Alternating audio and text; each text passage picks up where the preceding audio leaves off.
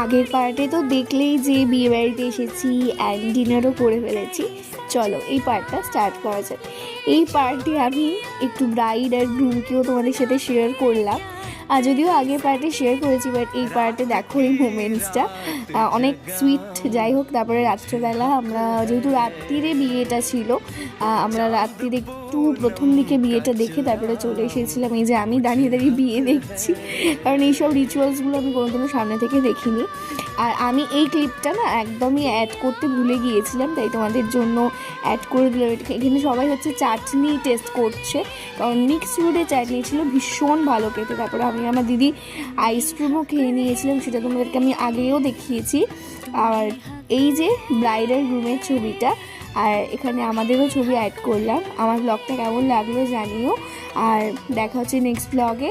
ততক্ষণের জন্য টাটা। যে যেখান থেকে দেখছো সেখানকার অ্যাকাউন্টগুলোকে ফলো করে দিও। Thank you.